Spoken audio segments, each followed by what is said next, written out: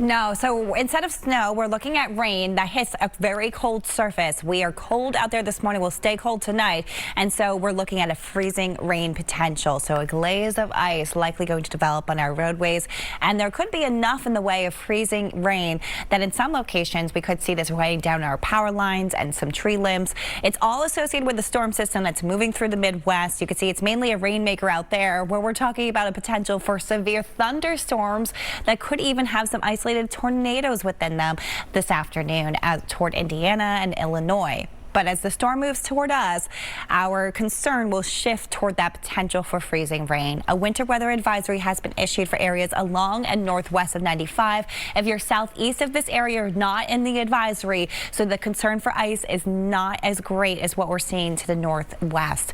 We have the potential for some of us to see just a glazing of ice in and around Boston, so some slick roadways possible, especially as we stretch past 9 o'clock this evening. However, where I want to take you is farther northward as we move north of Route 2.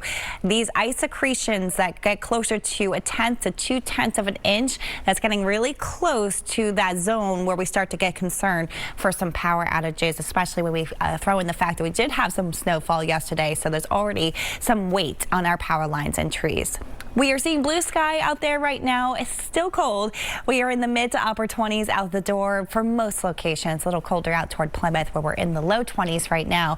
We had a few spots below zero this morning, so we're seeing a little bit of a recovery, but it's still a very cold day for us as we struggle to get out of the low 30s. Sunshine sticks around, although you'll see more clouds through the late afternoon and evening. For Boston, the timeline of the storm moving in is closer to 10 to 11, but it's earlier for areas west. So I would say if you're west of 495 as early as 9 o'clock this evening, you'll see those first drops getting closer to the city as we move toward the 11 o'clock hour. Notice how near and north of the Mass Pike temperatures are near and below freezing, but to the southeast we are in the mid to upper 30s. That concern for ice is not as great as a result.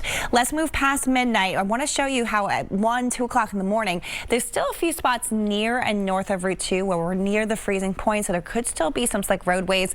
I think if you're near Boston and the Mass Pike south, that concern for freezing rain starts to come to an end.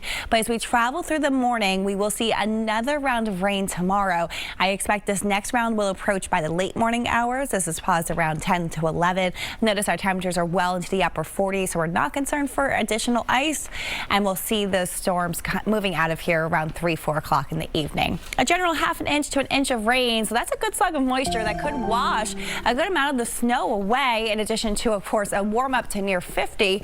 We are cold beyond that with a chance of flurries for Wednesday night into Thursday, so as we kick off the new year.